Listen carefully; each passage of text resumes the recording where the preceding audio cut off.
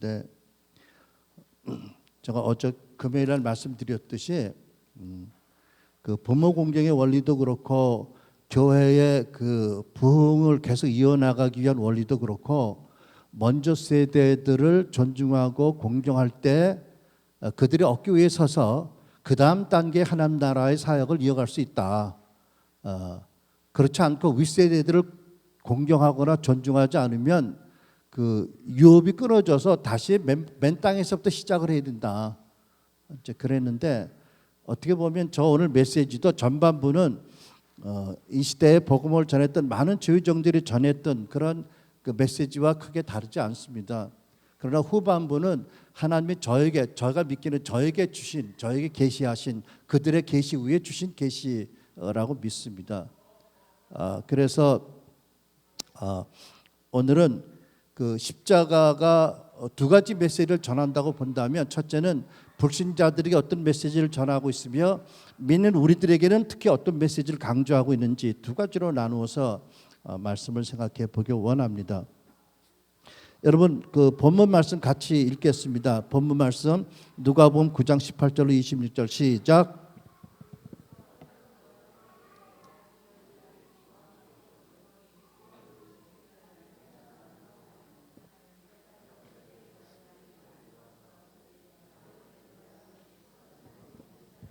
잠깐만요. 아까 찬양할 때는 엄청나게 은혜스러웠는데 지금 조금 덜한 것 같아요. 다시 처음부터 함께 천천히 은혜 가운데 있겠습니다. 시작. 예수께서 따로 기도하실 때 제자들이 주와 함께 있더니 물어 이르시되 무리가 나를 누구라고 하느냐. 대답하여 이르되 세례 요한이라 하고 더러는 엘리야라 더러는 옛 선지자 중에 한 사람이 살아났다 하나이다. 예수께서 이르시되 너희는 나를 누구라고 하느냐. 베드로가 대답하여 이르되 하나님의 그리스도이시니다 하니 경고하사 이 말을 아무에게도 이르지 말라 명하시고 이르시되 인자가 많은 고난을 받고 장로들과 대제사장들과 서기관들에게 버림받아 되어 죽임을 당하고 제3일에 살아나야 하리라 하시고 또 무리에게 이르시되 아무든지 나를 따라오려거든 자기를 부인하고 날마다 제 십자가를 지고 나를 따를 것이니라. 누구든지 제 목숨을 구원하고자 하면 잃을 것이요 누구든지 나를 위하여 제 목숨을 잃으면 구원하리라. 사람이 만일 온 천하를 얻고도 자기를 잃든지 빼앗기든지 하면 무엇이 유익하리요. 누구든지 나와 내 말을 부끄러워하면 인자도 자기와 아버지와 거룩한 천사들의 영광으로 올 때 그 사람을 부끄러워하리라. 네,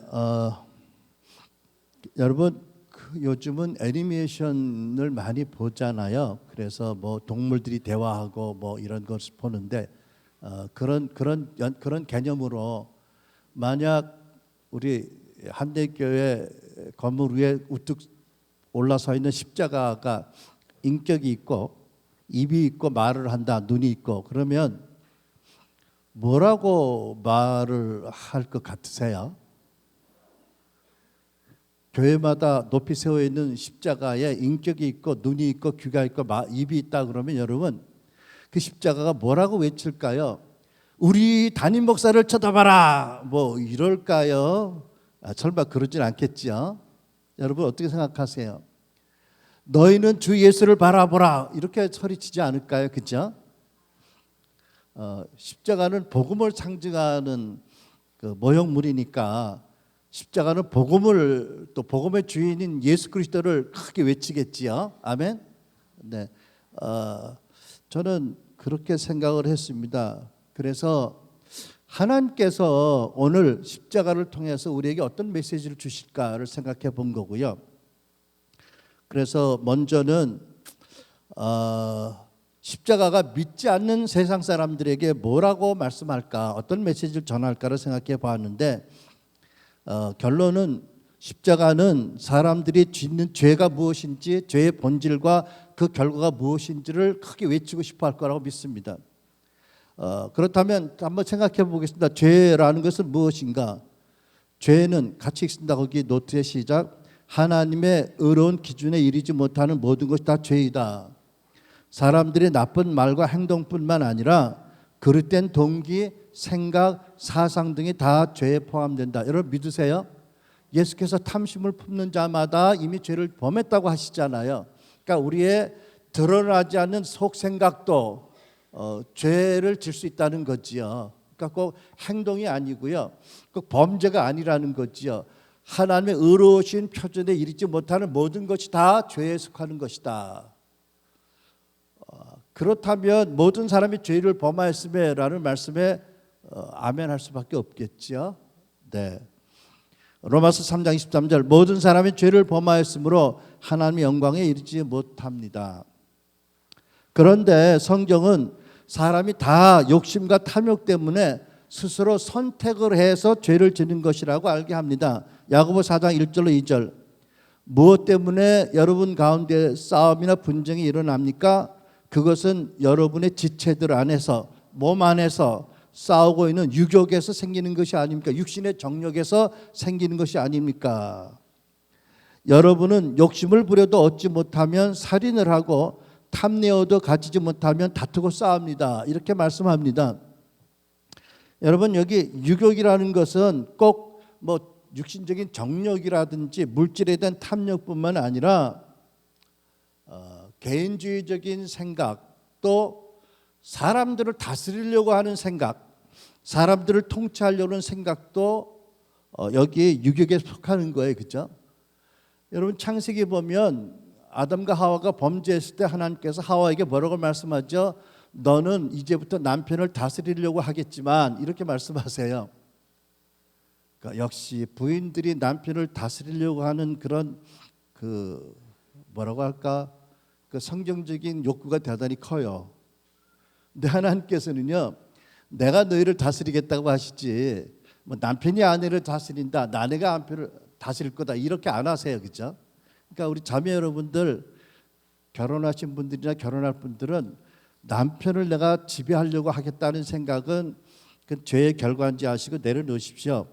나나 남편이나 다 성령의 다스림을 받겠다. 이게 원한입니다. 아멘. 네.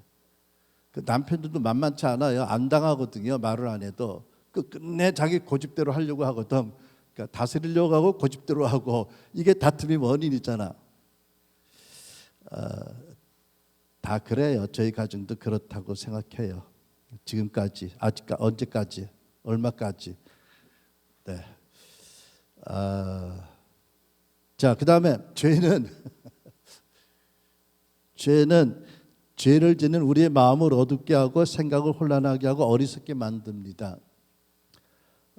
고린도서 2장 14절 말씀 육에 속한 사람은 하나님의 영적인 일들을 받아들이지 않습니다. 그에게는 이런 것들이 어리석고 이해할 수 없는 일들입니다. 왜냐하면 하도 죄를 짓다 보니까 영이 아직 깨어나지 못하고 마음이 혼미해져서 하나님의 영적인 일들이 도무지 이해가 안 되는 거예요. 어두워지고 생각이 혼란스러워져서 그렇습니다. 어리석게 만들어져서 그렇게 된 거지요. 그 다음에 죄는 사람들의 의지를 무력하게 만듭니다. 고린도전서 요한복음 8장 34절 예수께서 대답하시되 진실로 전실로 너에게 이르노니 죄를 범하는 자마다 죄의 종이라. 그러니까 보세요. 죄를 범하고 회개하지 않으면 크리스찬도 점점점 죄를 짓을수록 죄의 세력에 붙잡혀서 죄의 종으로 노예로 살아가게 된다는 말씀이죠. 아예 예수 믿고 회심하지 않은 사람들은 뭐 사단의 지배를 따라 살고 에베소 3장 세상 풍조를 따라 사니까 아예 뭐 말할 것도 없고요. 그러니까 죄에 대한 그 의지, 죄를 범하지 않겠다는 의지가 무력화된다. 그러니까 여러분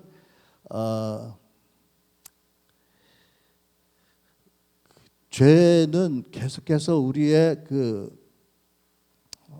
선한 의지를 무력하게 만들고요. 혹시 의지적으로 뛰어난 사람들이 있다면 그것을 무엇을 성취하면 결국은 그 죄의 영향으로 자기가 하나님 된 것처럼 자기가 다 이룬 것처럼 영광을 다 받는 또 죄의 구렁텅이에 떨어지는 것을 보잖아요. 죄는 사람들의 의지를 어떤 면이든지 무력하게 만듭니다. 그리고 죄는 사람들의 양심을 무디게 하고 결국은 양심이 고장나게 합니다. 여러분 다음 페이지 넘어가 볼까요? 히브리서 읽고 10장 22절 첫 절. 우리가 마음의 뿌림을 받아 악한 양심으로부터 벗어나고 몸은 맑은 물로 씻음을 받았으니 참 마음과 온전한 믿음으로 하나님께 나아가자라고 말씀합니다. 악한 양심이 있어요, 그죠? 선한 양심이 있고 악한 양심이 있다는 거죠. 선한 양심이란 예수 믿고 그 영이 거듭날 때 선한 양심이 되고요. 그 전까지는 악한 양심입니다. 이런 기사를 읽었어요. 아직 제가 보지 못했는데 영화를 영화 조커라는 영화가 개봉됐다고 그래요. 근데 그 영화의 감독 토드 감독이 이런 말을 했답니다. 선과 악을 가르는 잣대는 공감 능력이다라고 했다는 거예요. 공감 능력이라는 것은 말을 하지 않아도 상대방의 주변 사람들의 마음을 이렇게 헤아리고 감정을 같이 느껴주는 것, 이거잖아요. 여러분 생각해 보세요. 사랑하기 위해서도 공감 능력이 먼저 회복돼야 돼요, 그죠?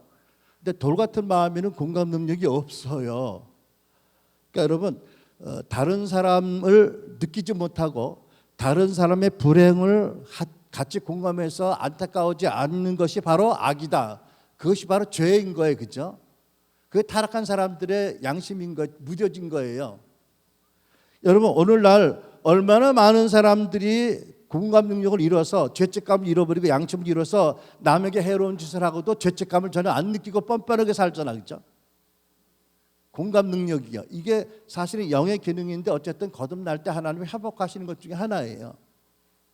우리가 서로 사랑하라고 하지만 사실은 내 아내와 남편과 아이들의 마음을 느끼지 못한다면 사랑 못해요. 느낌이 안 오는데 사랑하면 일방적인 사랑하겠지. 그것이 좋은 열매 맺는 사랑이 되겠어요, 그렇죠? 그래서 여러분 우리가 속사람의 치유와 변화가 필요한 거예요. 사랑하라는 말씀 듣고 사랑할 수 있는 능력이 다 생기든가요? 나중에 말씀드릴 겁니다, 이 주제에 대해서는. 그러니까 죄는요 사람들이 양심을 무디게 하고 결국 양심이 고장나게 만듭니다. 여기 보면 화재 경보기나 가스 탐지기 있잖아요, 집안에. 배터리가 영어로, 한국말로 배터리, 영어로 배터리가 떨어지면 안 울려요, 그죠? 사람의 양심도 죄를 한두 번 짓다 보면 내적인 그 배터리가 떨어져서 죄를 져도 아프지도 않고 울지도 않아요. dead, 죽은 상태로 있어요, 그죠? 배터리를 갈아줘야 됩니다. 성령이 오셔서 영을 거듭나게 하셔야 되고 영을 고쳐주셔야 됩니다. 자, 그러면 죄의 최종적인 결과는 무엇인가? 거기 기록된 것 같이 있습니다. 사람이 짓는 모든 죄는 하나님과 자신의 관계를 결정적으로 영원하게 나눠지게 한다. 로마서 6장 23절. 죄의 싹은 사망이요. 우리말 성경은 죄의 대가는 죽음이라고 설명하고 있습니다. 여기서 사망이란 두 차원이 있는데 살아있는 동안에는 하나님과 관계가 단절되어서 전혀 하나님을 느끼지 못하고 알지 못하고 하나님 밖에서 사는 것이고요. 죽으면 영원한 지옥으로 떨어지는 것, 두 차원의 사망이 있죠. 죄의 결과는 이런 두 가지 사망을 겪는 것입니다. 여러분 그래서 역사상 존재했던 모든 사람이 자기 욕심과 자기의 의지적인 선택으로 죄를 지었기 때문에 하나님 전지전능하신데도 그 하나님께서도 그 인간들을 구원할 방법을 도저히 찾지 못하셨어요. 완전히 타락하고 모두가 타락해서 방법이 없었어요. 그래서 단 한 가지 영원전부터 거룩한 말씀으로 계시던 그 아들을 이 세상에 사람으로 어린 양으로 육신을 그 제물로 삼으셔서 이 땅에 보내시고 이 땅에서 복음을 전케 하시고 십자가에 죽게 하심으로 그를 제물 삼아 예배드리는 자들이 구원받게 하신 거지요. 그러니까 방법이 없으셨어요, 하나님도요. 아마 하나님이 다른 방법이 있으셨다면 당신의 아들이 이 땅에 보내시지 않으셨을 거예요, 그렇죠? 여러분 어떠세요? 할 수만 있다면 자식들을 위해서 여러분 모든 걸 다 주고 싶지 않으세요? 그렇잖아요. 하물며 하나님 아버지께서는요. 다른 방법이 있다면 당신의 아들이 이 땅에 인간으로 보내서 그 인간이 십자가에 못 박혀서 그 아들이 그 더럽고 추악하고 모든 고통을 다 받게 하실까요? 그럴 수 없죠. 방법이 없었어요. 그 밖에는. 그래서 하나님께서 영원 전부터 말씀으로 함께 계시던 그 아들을 이 땅에 성육신하게 하시고 이 땅에 어린 양으로 모든 인간의 대속 제물로 보내셨습니다. 이게요, 구약 성경이 거듭거듭 기록하고 있는 하나님이 보내실 메시아에 대한 예언의 핵심입니다. 이사야서 53장 4절 말씀 같이 읽습니다. 시작. 그는 실로 우리가 받아야 될 고통을 대신 받고 우리가 겪어야 할 슬픔을 대신 겪었다. 누가? 예수님이. 누가? 십자가에 달리신 예수님이. 특히 우리가 받을 모든 수치와 모멸과 모든 저주와 모든 형벌과 하나님 모든 진노를 대신 받으셨다. 왜? 우리를 거기서 구원하시려고. 그래서 성육신 하셔서 이 땅에 오신, 십자가에서 죽으러 오신 예수님도 십자가에 달리기 전에 어마어마하게 고통하고 슬퍼하고 힘들어 하셨어요. 마태복음 26장 37절 예수님이 매우 고민하고 슬퍼하셨다. 38절 예수께서 말씀합니다. 내 마음이 매우 고민하여 죽게 되었으니. 아니, 세상에 하나님의 아들이 죽게 되었다고 말할 만큼 힘들으셨어요. 우리 가끔 그러죠. 아유, 죽겠다. 그런데 그거하고 비교가 안 되는 거예요. 그죠?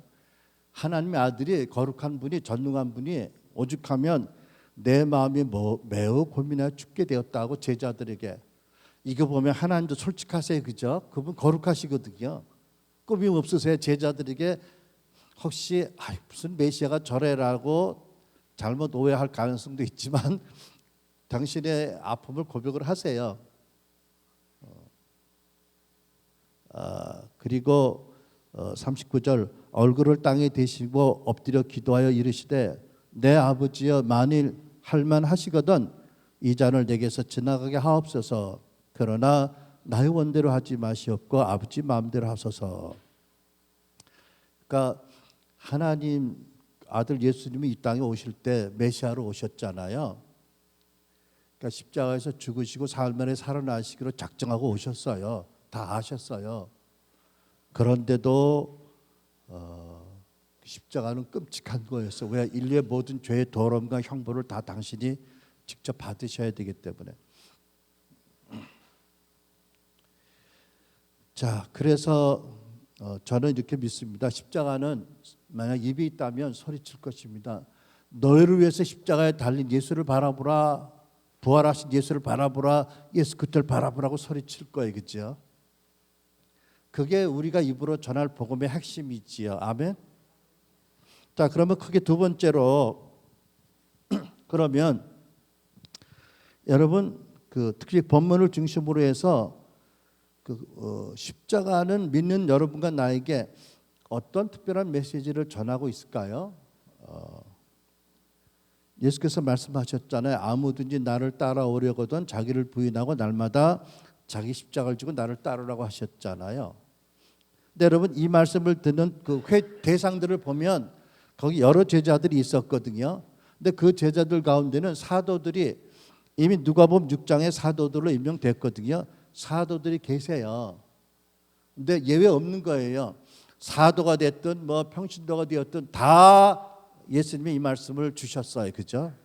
그러니까 다른 말로 하면 지금 앉아있는 여러분과 나에게도 예수님이 말씀하신 거예요. 아무든지 너희가 나를 따라오려거든 자기를 부인하고 날마다 너희 십자가를 지고 나를 따르라고 하셨어요. 여러분 이게 무슨 뜻일까요? 여러분 생각해 보셨어요? 이게 과연 무슨 뜻일까? 그럼 나도 나무로 적당한 크기 십자가를 만들어서 매일 한 번씩 져볼까? 아침에 출근하기 전에 뭘까요?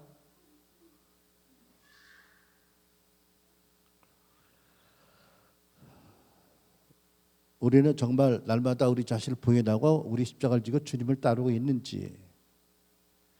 여러분 자기를 부인하고 십자가를 진다는 이 말씀을 조금 후에 설명하겠고요. 먼저 믿는 십자가가 믿는 우리들을 위해서 어떤 말씀을 할까? 첫 번째, 십자가는 당신의 아들을 내어주신 하나님의 놀라운 사랑을 증거한다는 것입니다. 로마서 5장 6절로 8절 말씀. 우리가 아직 약할 때 그리스도께서 때를 맞추어서 경건하지 못한 사람들을 위해서 이미 죽으셨습니다. 8절. 그러나 우리가 아직 죄인으로 있을 때에 그리스도께서는 우리를 위하여 죽으심으로 하나님께서 우리에게 주시는 사랑을 나타나셨습니다. 아버지의 사랑을 확증하셨다라고 개역성경에 번역하고 있죠. 여러분, 이미 말씀드렸죠. 십자가는 모든 인간이 완전히 타락해서 다른 방법으로는 도저히 구원받을 수 없는 존재다. 그런데 하나님이 그 죄인들을 너무너무 사랑하셔서 독생자를 주시기까지 사랑하셔서 독생자를 주시고 구원하셨다. 더블 메시지 있잖아요. 그러니까 십자가는 하나님이 그런 죄인들을 위해서 아들을 주실 만큼 너희를 사랑하신다라는 메시지를 소리치고 있을 줄 믿습니다. 그리고 하나님은 너희들과 교제하기 원하고 하나님 너희들과 함께 걷길 원하신다라고 말씀하는 줄 믿습니다. 요한일서 4장 8절. 사랑하지 않는 사람은 하나님을 알지 못합니다. 하나님은 사랑이시기 때문입니다. 여러분, 하나님은 사랑이시라고 성경은 말씀하세요. 어떤 분들은 하나님이 공의이고 사랑이다라고 공의를 붙이더라고. 근데 요한일서 4장 8절에 공의라는 말씀은 없어. 죄송하지만 여기에는 그냥 사랑이래요. 거기다 자꾸 붙이지 말자고요. 왜 자꾸 붙여? 뭐가 아쉬워서, 뭐가 부족해서 하나님이. 어떻게 생각하세요? 그죠? 하나님이 뭐가 부족해 자꾸 붙이냐고. 하나님은 사랑이라면 사랑이라고 얘기를 할 것이지. 그죠? 하나님 사랑이세요. 하나님 본질이 사랑이세요. 그분은 우리 지으신 분이고 그분이 사랑이에요. 그러니까 십자가의 아들을 못 받기까지 우리를 구원하셨잖아요. 그죠? 사랑이시니까. 그분의 본질이 사랑이니까. 요한일서 1장 7절. 그가 하나님의 빛 가운데 계신 것 같이 우리도 빛 가운데 행하면 우리가 서로 사귐이 있고 그 아들 예수의 피가 우리를 모든 죄에서 깨끗하게 하실 것이다. 하나님이 원하는 것은 여러분과 하나님과의 교제입니다. 개인적인 만남, 교제. 왜? 하나님 여러분 개인적으로 아시거든요. 여러분을 필요로 하시거든요. 이걸 십자가가 증거하고 있다고 믿습니다. 누구에게? 특별히 믿는 크리스찬들에게. 제가 정말 아직도 많이 부족한 걸 많이 깨닫는 사람인데 38년 전에 얼마나 부족했을까요? 아무튼 38년 전에 제가 그 즈음에 하나님의 크신 사랑을 경험하고 제가 정말 아무것도 드릴 거 없지만 남은 인생을 주의 종으로 살겠습니다라는 열정을 가지고 이제 주의 종이 되기 위해서 준비할 때 하루는 놀라운 하나님의 오디블, 귀로 들리는 음성을 들었어요. 지금까지 제가 아마 4번 정도 그 오디블 보이스라는 그 내적인 음성도 아니고 하늘의 천둥번개도 아니고 어떻게 표현할까요? 바로 한 2m 후방에서 예수님이 오셔서 그 말할 수 없는 근음하고 그 능력과 영광과 그 말할 수 없는 사랑과 거룩에 가득 찬 음성으로 말씀하는데 좀 큰 음성이에요. 스피커를 대놓고 대단히 크고 그런 거 아닌데 말할 수 없는 음성이에요. 그 말할 수 없는 음성이 하나님 놀라운 임재와 영광과 말할 수 없는 거룩함으로 가득 찬 가운데 들렸거든요. 그때 하나님께서 친히 제 이름을 부르시더라고요. 그리고 우리 자녀들에 대한 이야기를 말씀하셨어요. 가족에 대한 큰 일을 말씀하셨어요. 저는요 그 말씀 들을 때는요 그냥 눈물이 흐르고 뭐 찬양이 터지고 너무 감사했어요. 그리고 왜 그 말씀을 그때 하셨는지 이해가 안 되더라고요. 그런데 제가 이제 주의 길을 가면서 우리 아이들 안에는 엄청난 그런 과거의 상처들이 드러나면서 아이들이 사춘기에 들어서면서 어마어마한 고통과 혼란과 아픔이 있을 때 비로소 깨달았어요. 아, 그때 그 음성을 주신 이유가 이것 때문이구나. 내가 그때 그 음성을 안 들었으면 나는 여기까지 못 왔을 거예요. 나는 포기. 난 너무 힘들고 나는 너무 자격이 없고 나는 못해 하고 포기했을 것 같아. 근데 그 음성이 마치 흔들리는 큰 배를 붙잡고 있는 앵카처럼 막 요동치는 저 심령을 붙잡는 앵카가 되었어요. 그때마다 절망할 때마다 포기하고 싶을 때마다 그 말씀이 생각나는 거예요. 아, 그래서 그 음성을 듣게 하셨구나. 그러니까 여러분 그런 특별한 음성을 들으려고 애쓰지 마세요. 그거는 들으면 엄청난 시련이 온다는 예비 신호일 수도 있어요. 좋겠다, 여러분 좋겠다라고 생각하고 별로 없어. 좋긴 해요. 근데 그게 꼭 필요하기 때문에 주셨기 때문에 엄청난 시련이 오기 전에 주신 말씀이었어요. 제 경우는 그랬어요. 저희 집사람도 그렇고. 제가 깨달은 게 뭐냐면 하나님 내 이름을 아셔. 신기하고 놀랍더라고요. 생각할수록 어떻게 성대라는 이름을 아시고 성대라고 부르실까. 또 재미있는 게요, 제가 캐나다에 있을 때는 미국에 있을 때 영어를 말씀하세요. 한국말 있을 때는 한국말을 말씀하세요. 그분은 모든 언어를 만드신 분이야. 너무 언어에 제한이 없으셔. 그러니까 방언 기도도 잘 들으실 거라고 생각해요. 그죠? 우리는 기도할 때 의미를 잘 모를지라도 제가 깨달은 것은 내 이름을 아신다는 것은 그때 내 마음, 그때 내 형편, 그 이전에 내가 살아온 삶의 여정, 앞으로 되어갈 모든 일을 다 아신다는 뜻이지요. 그리고 내가 너와 함께 있다. 앞으로도 함께 있을 것이다. 두려워하지 말고 놀라지 말아라. 너는 나만 바라보고 나와 함께 가자. 이런 부르심이었다고 믿습니다. 그리고 그렇게 가진 것 없고 아는 것 없는 나를 소중하게 여기신다. 나의 그 빈약한 헌신을 원하시고 기뻐하신다라는 것, 많은 것들을 저의 이름을 불러주시고 가족의 일을 말씀할 때 깨닫게 하셨어요. 여러분,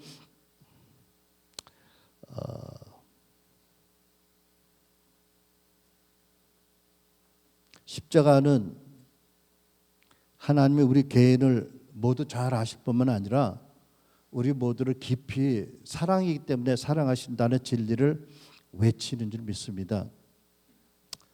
우리가 우리 자신의 탐심과 우리의 선택으로 다 죄를 지어서 영원히 멸망받을 존재이지만, 그럼에도 그분이 우리를 지으신 아버지시고 그분이 사랑이기 때문에 당신의 아들을 죄값으로 치르시고 우리를 구원하시고 사랑하신다. 여러분, 예수님께서 요한복음 17장 22절 23절 이렇게 기도하셨습니다. 같이 예수님의 기도문을 읽습니다. 시작.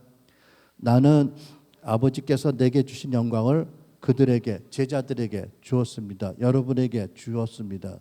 그것은 우리가 하나인 것 같이 그들도 하나가 되게 하려는 것입니다. 내가 그들 안에 있고 아버지께서 내 안에 계신 것은 그들이 완전히 하나가 되게 하려는 것입니다. 이것은 또 아버지께서 나를 보내셨다는 것과 아버지께서 나를 사랑하신 것 같이 그들도 사랑하셨다는 것을 세상에 알게 하려는 것입니다. 뭐라고 기도하셨어요? 여기서요. 아버지가 나를 완전히 사랑하는 그 사랑을 나는 압니다. 아버지, 내 제자들도 그 사랑으로 사랑한다는 것을 나 또 압니다. 이런 말씀입니다. 여러분 이해가 되세요? 하나님이 연약하고 죄인이지만 예수 안에서 우리를 사랑하신다. 어떻게 사랑하신다고요? 아버지가 그 아들을 사랑하는 그 사랑으로 우리를 사랑하신다. 사랑하시는 걸 내가 압니다라고 예수님 기도하셨. 믿으십니까? 믿으셔야 돼요. 이게 진리니까요. 예수님이 기도하셨잖아요.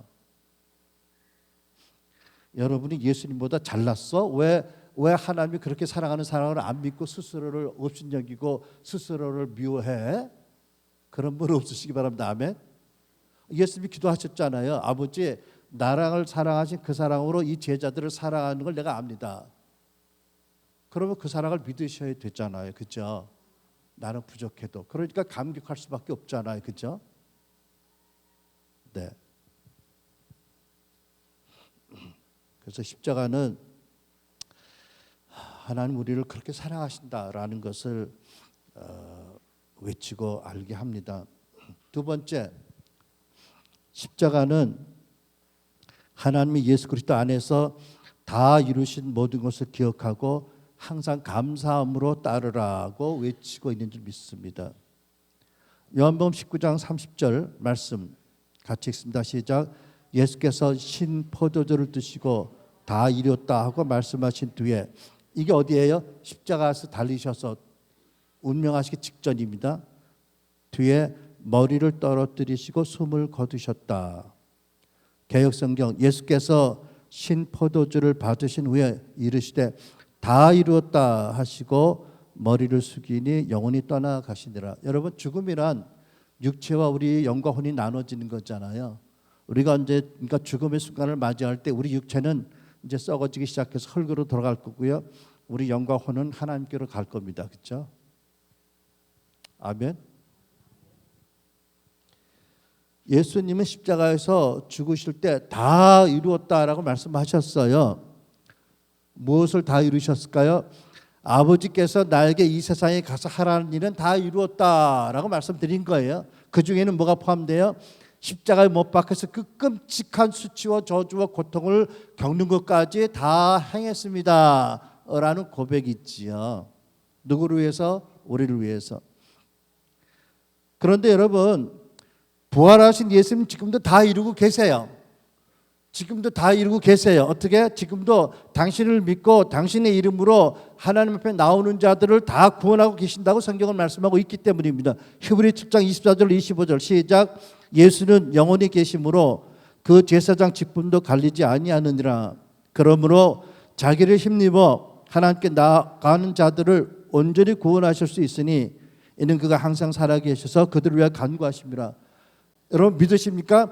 십자가에서 그때까지 지상에서 할 일을 다 이루셨고 지금은 천상에서도 다 이루고 계세요. 누구를 위해서? 우리를 위해서.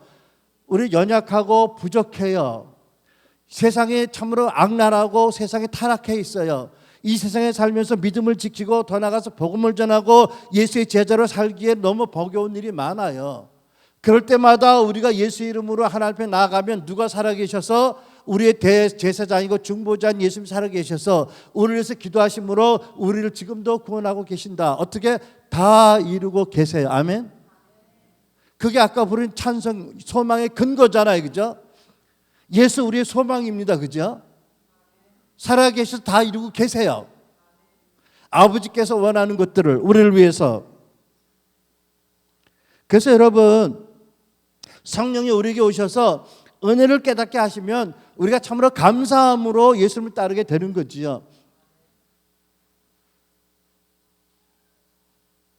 힘들고 가기 싫은데 어쩔 수 없이 천국 가려고 따라가요? 아니요, 아직 은혜가 부족한 거예요.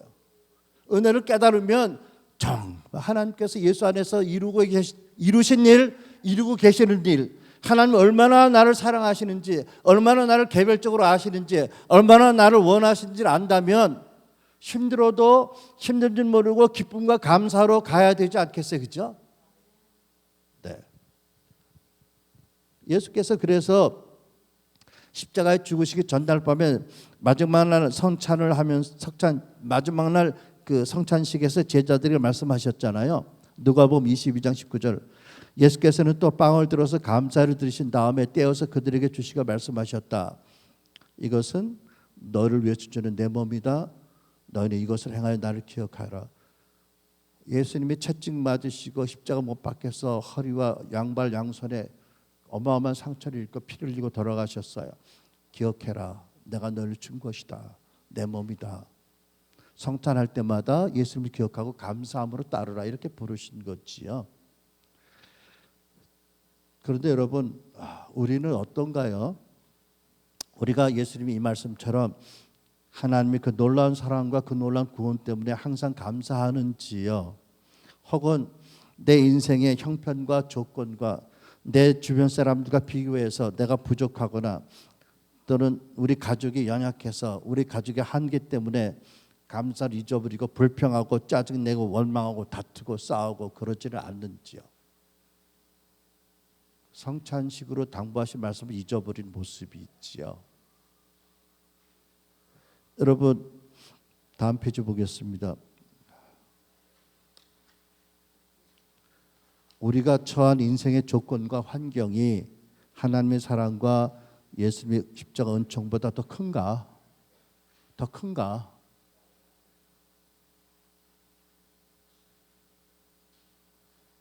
우리 영원한 내세에 말할 수 없는 그런 구원까지 예비하셨는데 지금도 힘들지만 우리를 온전히 구원하고 계시는데 지금도 성령이 함께 계시는데 그게 더 큰가? 내 인생의 짐이 불만이 더 큰가? 질문할 것입니다. 세 번째입니다. 같이 읽습니다. 시작. 십자가는 우리가 예수님을 따르려면 매일 자기를 부인하고 자기 십자가를 져야 하는 것을 알게 한다. 23절 아무든지 나를 따라오려거든 자기를 부인하고 날마다 제 십자가를 지고 나를 따를 것이니라. 무슨 뜻일까요? 여러분 어떤 분들은 그 인간이 내 십자가야 뭐 이런 분들이 있어. 안 믿는 남편이든지 말썽 부리고 믿지 않고 교회 안 나오고 뭐 지멋대로 하는 아들이든지 저게 내 십자가라고. 아니면 골치 아픈 시어머니인가 그분이 내 십자가라고. 뭐 그런 분들 없겠지. 착한 여러분들은 안 그러겠지. 아무튼 이건 십자가가 아니에요. 그거는 이 십자가 아니에요. 그렇죠? 여러분 나는 원치 않는데 어쩔 수 없이 받아들인다. 이건 십자가가 아니에요. 십자가는 예수님이 자원해서 지신 거예요. 그렇죠? 물론 괴로워서 잠시 뜻대로 해달라고 기도했지만 처음부터 끝까지 죽으심으로 작정하고 오셨잖아요. 그죠?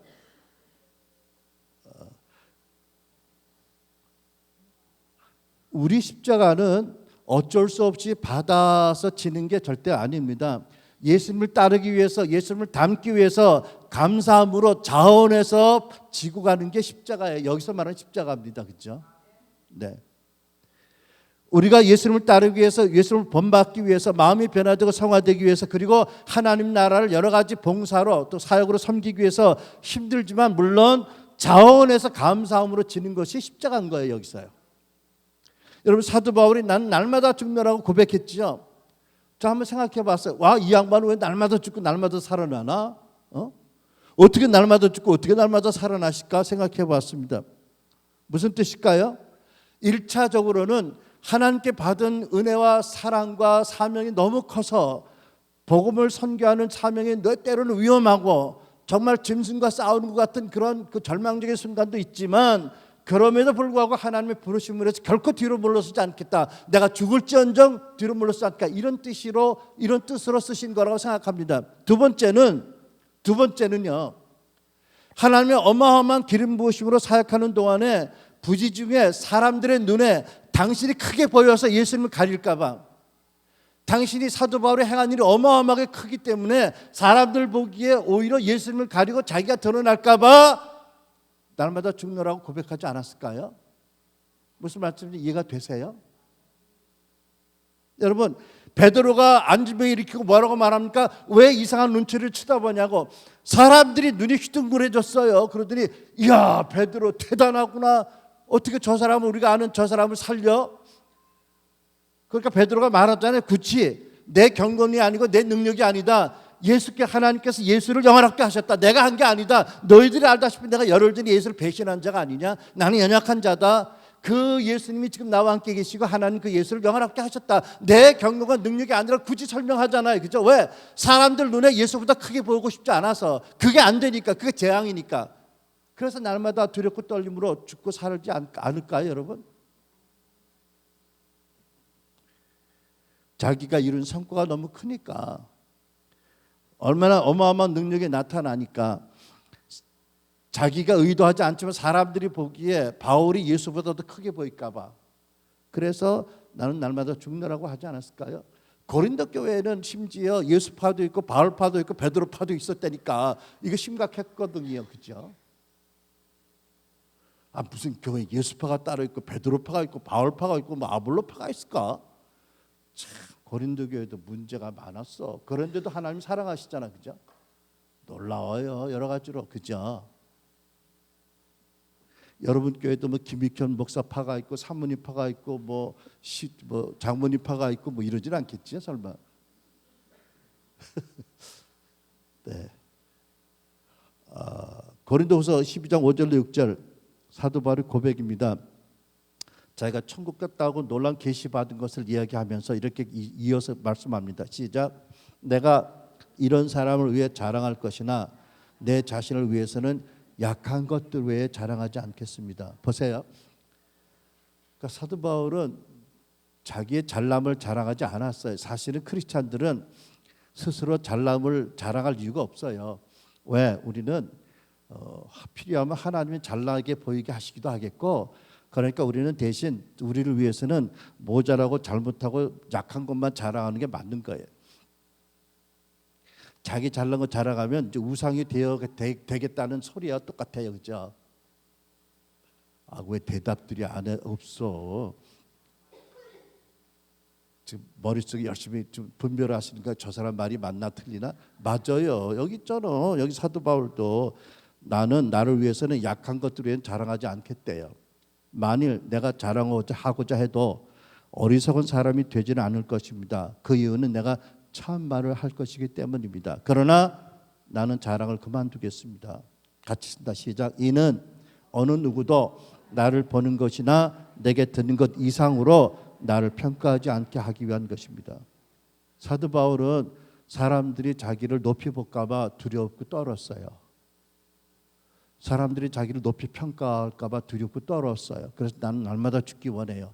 왜? 자꾸 그런 사람들이 자기 높아질 수 있으니까. 그러니까 오늘도 자기를 죽이고 또 내일도 죽이고 그런 사람들의 추세에 쓸려서 높아지지 않으려고, 예수님 가리지 않으려고.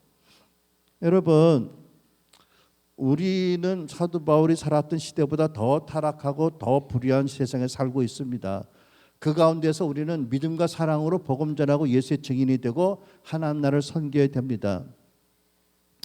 그런데 우리가 이미 은혜로 예수님 믿고 거듭났고 새 피조물 되었는데, 그리고 예수님의 제자, 또 하나님의 종, 하나님의 자녀들이 되었는데 아직은 범사에 예수님을 닮아서 많이 변화되고 성화되지 못한 부분들이 있어요. 그죠? 아멘입니까? 노멘입니까? 많이 있어요. 그죠? 우리 참 많아요. 많습니다. 그래서 우리 안에는, 우리 삶에, 우리 마음 안에는 믿음과 불신앙, 순종과 불순종이 계속 부딪힙니다. 안 그렇습니까? 로마서 7장 18절 25절에 이렇게 사도 바울이 고백합니다. 사도 바울 안에 처절한 내적인 분리와 갈등이 있었던 것, 고통이 있었던 것, 이렇게 기록합니다. 같이 읽습니다. 시작. 나는 내 안 곧 내 육신 속에 선한 것이 거하지 않는 줄을 압니다. 원함은 내게 있으나 선을 행하는 것은 없습니다. 내가 원하는 선을 행하지 않고 오히려 원하지 않은 악을 행합니다. 만일 내가 원하지 않은 것을 행한다 한다면 그것을 행하는 사람은 내가 아니라 내 안에 거하는 죄입니다. 참 보세요. 저는 내 안에 죄의 세력이 여전히 많이 있다고 믿습니다. 사도 바울도 그랬습니다. 거듭났는데, 주의 종인데도 사단이 부추기지만 그 이전에 사단보다 내 안에 아직도 옛사람의 기질과 아직도 내 안에 죄의 세력이 남아 있어요. 그게 괴롭게 하고 시험 들게 하고 싸우게 하고 사단이 틈타는 기회를 주기도 합니다. 근데 사도 바울이 그렇게 고백했다고 나는 믿습니다. 여러분들은 어떠실까요? 계속했습니다. 그러므로 나는 하나의 법칙을 깨달았습니다. 그 선을 행하기 원하는 나에게, 순종하기 원하는 나에게 악이 함께 있다는 것입니다. 내가 속 사람으로는 하나님의 법을, 말씀을 즐거워하지만 내 지체 안에서 하나의 다른 법이 내 마음의 법과 싸워 나를 내 지체 안에 있는 죄의 법의 포로로 잡아가는 것을 봅니다. 나는 비참한 사람입니다. 이 사망의 몸에서 누가 나를 구해내겠습니까? 우리 주 예수 그리스도로 인해서 하나님께 감사를 드립니다. 그러므로 내 자신은 마음으로는 하나님의 법을, 육신으로는 죄의 법을 섬기고 있습니다. 다음 페이지입니다. 여러분은 어떠신가요? 사도 바울이 이렇게 깨달은 거예요. 하나님의 은혜로, 하나님의 크신 사랑으로 거듭난 자기 안에 마음으로는 하나님을 정말 기쁘시게 하고 싶고 말씀대로 살고 싶은데 내 안에 여전히 옛사람으로 살 때 있었던 죄의 세력이 남아있는 걸 보는 거예요. 그 죄의 세력이 남아있기 때문에 내적으로 분열되고 갈등하고 고통하고 싸우고 있습니다. 그런데 깨닫고 보니까 그런 나를 위해서 하나님의 십자가 예수를 못 박으셨다. 그런 나를 하나님이 아시고도 지금도 엄청나게 사랑하고 계신다. 그런 나를 미워하고 버리지 않고 나를 여전히 사랑하고 계신다를 깨달은 거예요. 그러니까 예수 그리스도 안에서 감사하는 거잖아요. 그죠? 아직 온전하지 못한 나, 아직도 내 안에 죄의 세력을 극복하지 못하는 나, 원함은 있지만 원치 않은 죄를 짓고 있는 나, 예를 들면 교만일 수도 있고 비판일 수도 있고 뭐 판단일 수도 있겠죠. 뭐 분모 공격일 수도 있겠죠. 말씀대로 하기 원해요. 근데 못하고 있어요. 그게 너무 슬프고 아파요. 그게 큰 문제인데 깨닫고 보니까 그런 나를 위해서 십자가를 못 박으셨고 지금도 하나님 나를 모르시는 것이 없는데 나를 여전히 사랑하신다. 이 기이한 사랑이 놀라운 거예요. 그래서 역설적으로 고백합니다. 25절. 나 자신은 마음으로는 하나님의 법을, 육신으로는 제 법을 섬기고 있다. 아직도 나는 통일이 안 된 거예요. 내 안에서. 아직도 내 안에 분열이 있어요. 그러나 그런 나를 위해서 십자가에서 예수님 죽으셨고 하나님 그런 나를 사랑하고 계시니 나는 더 이상 절망하지 않겠고 나는 다시 소망을 가지고 일어서겠다. 이런 뜻이잖아요. 그렇죠? 이게 누구의 스토리예요? 이게 나의 간증이 여러분 간증 아닌가요? 여러분 안에 하나도 죄의 충동이 없고 여러분 안에 죄를 즐기는 마음이 하나도 없고 여러분은 온전히 착한 마음으로 믿는 마음으로 순종하는 믿음만이 가득한가요? 그러면 여러분은 싸움 없는 사람이에요. 아마 그런 분은 천국 갔을 거예요. 우리는 아직도 은혜 가운데 있지만 마음이 충분히 변화되고 성화되지 못해서 날마다 우리 안에 갈등이 있어요. 그래서 우리는 날마다 우리 안에서 떠오르는 육신적인 충동은 부인하고 우리 안에 떠오르는 옛사람의 기질, 옛사람의 그 죄악의 세력은 십자가를 못 받고 그리고 예수님을 따라야 된다.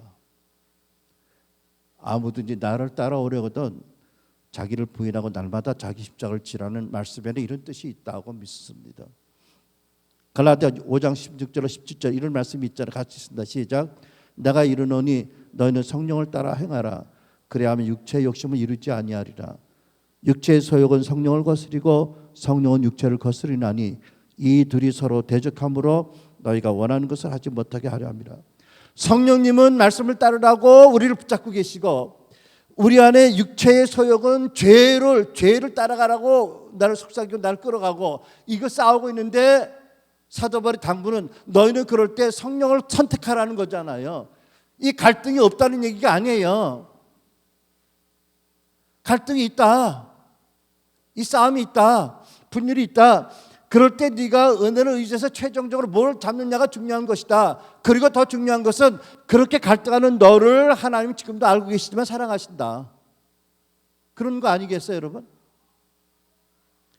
갈라디아 5장 24절 그리스도 예수께 속한 사람들은 육체, 여기서 육체란 sinful nature, 육신의 본성입니다. 죄의 본성입니다. 그 육체와 함께 정욕과 욕망을 십자가에 못 박았습니다. 못 박았고 또 못 박고 또 못 박으라는 거예요. 날마다 자기를 부인하고 십자가를 지라는 말씀이지요. 여러분 이해가 되세요? 이게 무슨 말씀인지? 여러분 이렇게 날마다 우리 안에 아직도 온전히 마음이 변화되고 성화되지 못해서 우리 안에 아직도 옛사람의 가치, 우리 안에 아직도 자기에 대한 부정적인 생각들 또는 우리 안에 아직도 불신앙이 있고 시험이 들지만 그럼에도 불구하고 날마다 말씀을 따라 자기를 부인하고 자기 기질의 십자가 못 받고 예수님을 따르면 그 사람들에게는 놀라운 천국의 상급이 있다고 성경은 말씀하고 있어요. 고린도서 3장 12절 15절 시작. 만일 누구든지 금이나 은이나 보석이나 나무나 풀이나 짚으로 이 터 위에 세우면 각 사람의 공적이 나타날 터인데 그날이 공적을 밝히리니 이는 불로 나타나고 그 불이 각 사람의 공적이 어떠한 것을 시험할 것임이라. 만일 누구든지 그 위에 세운 공적이 그대로 있으면 상을 받고 이렇게 말씀합니다. 여러분 보세요. 여러분과 나는 복음이라는 신앙의 기초 위에 우리의 인생이라는 믿음의 집을 짓습니다. 그런데 최종 심판의 날, 예수님이 재림하시는 날, 우리 집이 다 불로 시험을 받게 됩니다. 그런데 만약 평생에 지은 우리 믿음의 집이 불타 없어지면 그 사람은 구원을 받더라도 마치 불 속에서 겨우 빠져나온 사람처럼 부끄러운 구원을 얻게 될 것이다. 그렇지 않고 그것이 금이나 은이나 옥으로 세워진 것 같이 보석으로 세워진 것 그대로 있으면 놀라운 상급을 받을 것이다. 어떤 사람에게 날마다 드러나는 육신의 충동과 죄악의 세력을 부인하고 마음 생각을 부인하고 자기 안에는 죄악의 세력을 계속해서 십자가 못 받고 예수를 따르는 사람들은 저 천국에서 영원한 말로 못할 영광의 상급을 받을 것이다. 예수님이 이 싸움이 얼마나 심한 어려운지 아시고 격려하고 계세요. 그래서 우리는 날마다 우리는 자기를 부인하고 자기 십자가를 지고 주를 따라가야 됩니다. 좀 더 구체적으로 설명해 볼까요? 약간 좀 시간이 갔어도요. 아직도 좀 추상적일 수 있죠. 예를 들어서 엊그제 말씀인 부모 공경도 마찬가지고요. 예를 들면 판단하지 말라. 하나님 명령하셨잖아요. 비판하지 말아라. 정죄하지 말아라. 이 말씀을 예를 들어 생각해 봅니다. 여러분 우리가 압니다. 판단하지 말라는 하나님의 말씀입니다. 그러므로 남을 판단하고 나를 판단하거나 내 자식을 판단하는 것은 죄다. 이것은 인지의 단계입니다. 그렇죠? 인지. 말씀을 인식하고 내가 죄를 짓고 있다는 인식하는 거잖아요. recognize, 인지의 단계입니다. 두 번째, 내가 판단함으로 내가 내 몸에 죄를 지어서 내 스스로를 해하고 있구나. 내가 판단함으로 그 사람을 묶고 있구나. 변하지 못하도록. 내가 판단함으로 예수님을 계속 아프게 하고 있구나. 이것을 깨닫고 뭐로 해야 돼요? 회개해야 되잖아. 그렇죠? 어떤 대가를 치르고도 판단하지 말아야지. 이제는 내가 평생 예수 믿고 판단하고 살았다면 이제는 판단하지 말아야지. 그죠? 여러분 회개하는 모습이 아니에요. 회개하고 계세요? 두 번째 회개입니다. 그죠? 동의하세요? 네. 세 번째, 두 번째 하나 다른 파트입니다. 그리고 이게 판단하지 말아야 되는데도 자꾸 습관이 돼서 내 안에 장착이 돼서 판단을 한다. 나 이 문제를 해결받고 싶다. 그래서 야고보 5장 16절 말씀에 따라 믿을 만한 지책이 가서 형제님 자매님 나는 정말 판단하지 말라는 말씀이 하나님의 엄중한 말씀인 줄 아는데도 자꾸 어떤 약점을 보고 불의를 보면 판단을 해요. 인격적으로 판단을 해요. 이 죄를 고백합니다. 나에게 죄 용서를 선포해 주시고 나를 위해서 기도해 주세요. 내가 이 죄를 벗어버리도록 죄의 병이 고침받도록 기도해 주시라고 하는 게 이제 고백입니다. confess. 그죠? 야고보 5장 16절 말씀. 그 다음에 그러는 동안에 함께 기도하는 동안에 또는 회개하는 동안에 내가 판단이라는 이 죄의 기질이 장착된 어떤 사건이 있었다면, 오리지널 이벤트가 있었다면, 아니면 내가 어렸을 때 판단을 많이 받아서 누구한테 부모님에게 그래서 나도 모르게 교육이 되었다면 그 부모님을 용서하는 것. 그리고 나를 심하게 판단해서 내가 그 사람을 도리어 판단함으로 그때부터 판단이 내 몸에 장착이 됐다면 그 사람을 용서하는 것. 그죠? Release through forgiveness. 용서로 풀어주는 게 필요하죠. 그 용서에는 자기도 용서하는 게 필요해요. 그죠? 내가 그렇게 말씀을 안다고 말씀대로 산다고 말씀은 영원하다고 노래하면서도 판단하지 말라 비판하지 말라 말씀을 그렇게 어기고 있었다. 나도 스스로 용서해야 돼. 그죠? 용서입니다. 네 번째, 이 판단이라는 것이 내가 하고 싶지 않다고 해서 끊어지는 게 아니라서 기질이 되었기 때문에 체질이 되었기 때문에 이제 이것을 죄의 세력을 쓴 뿌리를 십자가 못 받고 죽도록 기도하고 그 다음에 기도한 것을 받은 줄로 죽은 줄로 믿는 것. 이것이 reckon as dead, 죽은 줄로 여기는 것입니다. 여러분 믿으세요? 이게 십자가 못 박는 거지요.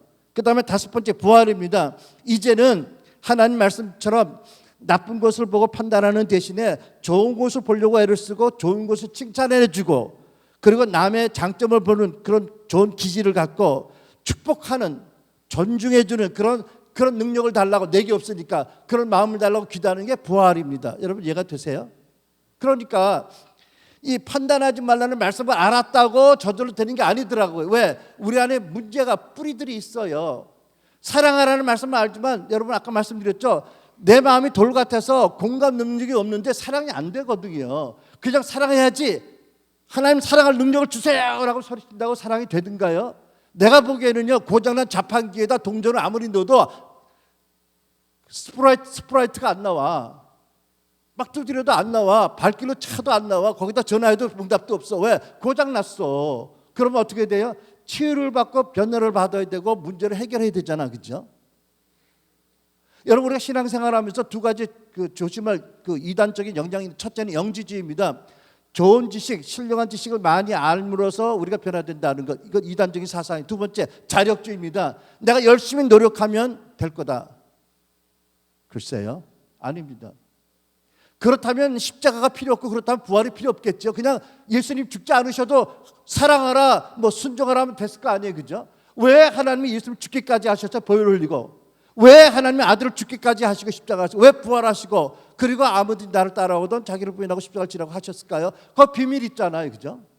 우리가 다른 종교같이 나는 다른 지금 믿어본 적도 없지만 좋은 말씀 듣고 뭐 거기 아민이라고 그러는지 뭐 남이 아무 그런지 모르겠는데 좋은 말씀 듣고 그렇게 살아야지 그러고 나와서 사라진다고 믿어요? 그거 사라져요? 인간이 근본적으로 변화가 안 되고 더 나아가서 우리 안에 거듭난 사람들에게도 이렇게 사도바리 고백한 것처럼 옛사람의 뿌리가 있고 아직도 남아있는 죄악의 습성이 있고 장착된 기질이 있는데 그게 없으면 예수님이 안 죽으셨어요. 예수님 십자가 통과 안 하고 그냥 올라가셨을 거예요. 그죠? 여러분 이해가 되세요?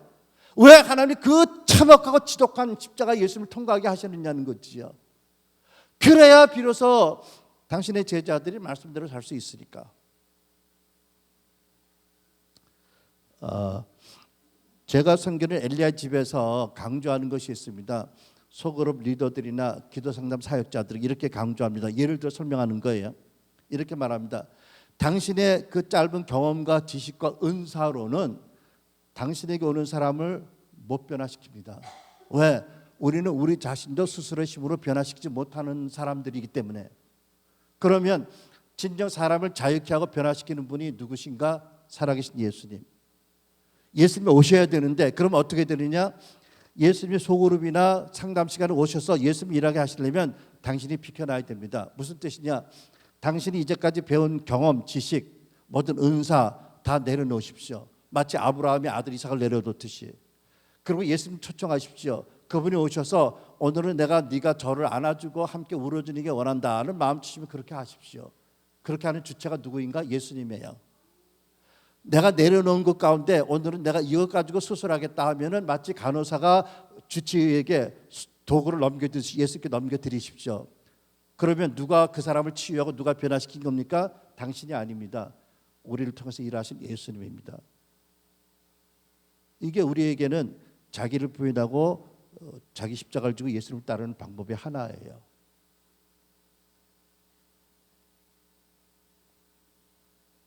여러분, 아브라함이 왜 하나님이 포기한 이삭 아들을 포기한 하나님이 왜 아들을 포기한 아브라함에게 나타나 이삭을 주셨어요?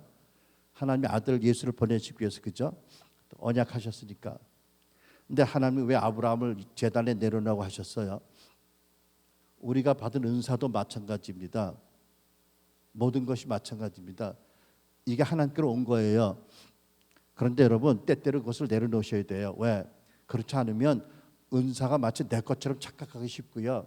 이게 본来내 능력이라고 착각하기 쉽고요. 하나님 주신 선물이라는 것을 잊어버리고 내가 주인 되기 쉽기 때문에 내려놓아야 됩니다. 내려놓고 돌려주시는 것만 가지고 겸손하니 모든 것의 주인은 당신입니다라고 고백하고 가야 깨끗하게 갈 수 있어요.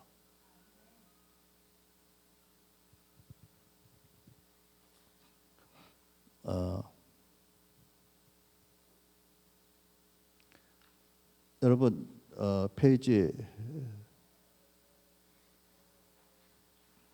마지막 페이지 중간쯤 다시 말하자면 같이 쓴다 시작. 다시 말하자면 거듭난 신자의 어떤 부분은 하나님의 주권적인 은혜로 곧 크게 새로워지고 삶의 방식도 변화된다.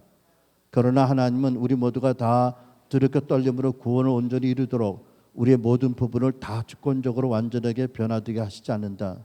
하나님은 그 남은 부분을 말씀과 성령 안에서 발견하고 날마다 자신을 부인하고 자기 십자가를 지고 부활의 영역으로 들어가도록 예수님의 손을 잡고 함께 이루게 하신다. 여러분 무슨 뜻인지 이해가 되시죠? 우리가 예수님 믿고 거듭나면 분명히 새 피조물 되고 하나님의 아들 딸이 되거든요. 근데 우리 삶의 어떤 부분은 하나님의 주권적 은혜로 크게 변화가 돼요. 뭐 좋지 않은 비유지만 예를 들면 저는 예수님 믿고 바로 그날부터 술 먹고 싶은 술 중독이 딱 끊어졌어요. 저는 1년 365일 중에 1년 360일을 먹었거든요. 근데 그날 딱 끊어졌어요. 근데 어떤 거는 오래까지 나를 괴롭힌 게 있었어요. 신비해요. 어떤 것은 하나님 주권으로 딱 순간에 끊어지고 말씀대로 살기 쉽게 하셨는데 어떤 거는 안 끊어져요. 근데 내가 믿는 것은 그 부분은 하나님의 능력이 모자라서 남겨둔 게 아니에요. 우리로 하여금 예수님의 손을 붙잡고 갈등하지만 힘들지만 말씀 안에 순종해서 온전히 구원을 이루어가는 과정에 하나 숙제로 주신 거예요. 날마다 자기를 부인하고 십자가를 지고 따르라는 걸로 주신 거예요. 만약 여러분 논리적으로 생각해 보세요. 우리가 예수 믿고 존재론적으로는 히브리서 말씀처럼 온전히 거룩하고 새롭게 되었잖아요. 근데 상태적으로는 그렇지 않은 거잖아요. 근데 존재론적인 건 실제라고 믿으면 어떻게 돼요? 예수 믿고 새롭게 돼서 존재론적으로 뿐만 아니라 상태적으로 완전히 거룩하게 됐고 완전히 변화되면 어떻게 될까요? 그 순간에 우리는 타락해요. 왜? 예수가 더 필요 없어. 이미 완전하게 됐잖아. 이미 거룩하게 됐잖아. 이 세상에서. 그럼 메시아가 더 필요 없잖아. 나 혼자 살 수 있잖아. 논리적으로 안 되는 거예요. 그거는 내세에서 가능한 거예요. 현세에서는 그렇지 않아. 우리 정체성은 하나님, 예수 안에서 하나님의 아들이 되고 거룩하신 하나님의 거룩한 자녀가 되고 온전히 우리 신분적으로는 완전히 거룩하게 되었어. 근데 상태적으로는 이제 막 거듭난 어린아이야. 이제부터 아이가 자라서 청년이 되고 장년이 돼야 돼. 많이 배워야 돼. 어떨 때는 힘든 것을 통과하면서 배워야 돼. 다르잖아, 그죠? 그래서 너희는 두렵고 떨림으로 구원을 이루라고 말씀하죠. 이미 받은 구원, 앞으로 영원한 구원을 청구서 받을 거지만 이 세상 살면서 구원을 이루어가야 될 책임이 있어. 그래서 우리에게 약함도 있고 부족한 것도 있고 하나님 그것을 남겨두신 자비로운 뜻이 있다. 숙제가 있어요. 이 숙제가 있어서 우리는 예수님 붙잡고 계속 성령을 의지하고 살아야 돼요. 이게 없으면 우리는 혼자 교만해지고 타락할 거예요. 자, 그래서 여러분 결론입니다. 예수께서 나를 따르려고 어떤 자기를 부인하고 자기 십자가를 지라고 하셨잖아요. 두 가지 의미입니다. 첫째, 거듭난 순간에 놀라운 그런 주권적인 은혜를 받아서 놀라운 능력이 나에게 부여됐고 삶의 어떤 부분은 정말 말씀대로 살아가고 좋은 열매를 맺는다. 정말 탁월하다. 그런 사람은 사도 바울처럼 자기로부터 나타난 그 놀라운 성취 때문에 사람들 보기에 내가 예수보다 더 커 보이지 않도록 두려워하고 자기를 부인하고 자기 십자가를 져야 돼요. 그런데도 그 사람의 어떤 부분은 예를 들어 부부관계인지 어떤 부분은 아직도 힘든 게 있어. 어떻게? 그런 부분에 대해서도 계속해서 자기를 부인하고 뿌리를 십자가 못 박고 더 성화되고 변화되도록 십자가를 붙이고 나를 따르라. 여러분의 삶에서 어떤 부분이 더 많은 것이 있는지 모르지만 누구든지 여러분도 나도 둘 중에 어떤 케이스든지 우리 삶의 어떤 부분은 여기에 해당되고 어떤 부분은 여기에 해당되더라도 우리는 날마다 우리를 부인하고 십자가를 지고 예수를 따라야 됩니다. 그리고 그것은 놀라운 영광의 상급으로 가는 길입니다. 그것이 바로 우리가 변화되고 성화되는 길입니다. 그렇기 때문에 하나님께서 다른 방법도 없이 예수를 통하시지만 그 예수가 십자가에서 죽게 하시고 채찍 맞아서 어마어마한 고통을 당해 하시고 그리고 부활하고 승천하신 것입니다. 왜? 하나님은 우리를 너무 사랑하셔서 하나님은 우리를 당신의 아들을 닮게 하시기 위해서. 여러분 우리가 예수님을 닮기 위해서 하나의 부분 과정에는 우리가 저희 내적 치유를 받고 또 변화와 성화의 과정을 지나면서 때로는 낙심되고 때로는 아프고 때로는 슬픕니다. 고통스럽습니다. 때로는 로마서 8장 7장의 사도 바울의 고백처럼 마음에 넘치는 격동과 고통을 끌어안고 불같은 고통을 끌어안고 눈물의 골짜기를 지나갈 때도 있습니다. 때로는 예수님을 면전에서 부인하고 닭소리 듣고 정신 차린 베드로가 밖에 나가 통곡하듯이 통곡하는 그런 절망의 시즌을 지날 때도 있습니다. 그러나 그럴 때도 포기하지 말고요. 나를 이미 창세 전부터 이렇게 아시는데 그 하나님이 나를 위해서 십자가 못 박히셨다. 그리고 나를 구원하시고 나를 치유하고 변화시키기 위해서 부활하셨다. 그리고 지금도 온전히 이루고 계시다. 예수를 바라보고 포기하지 말아야 됩니다. 그래서 지금도 다 이루고 계시는 주님 앞에 모든 고통과 어려움을 무릅쓰고 나아가게 되면 여러분 점점 더 예수를 닮아갈 것이고 진정으로 예수를 따르는 제자의 모습이 더 많아질 것이고 점점 더 겸손해지고 점점 더 고개가 숙여지고 모든 일에 하나님께 영광을 돌리는. 그래서 드디어는 베드로같이 나면서 불구자를 고치더라도 내가 한 것이 전혀 아닌 것을 내 경건과 내 능력이 아니라고 오직 하나님이 그 아들을 높이셨다고 고백하는 초대교회 거룩과 능력이 우리에게 여러분 교회에게 충만히 임하기를 축복합니다. 기도하겠습니다.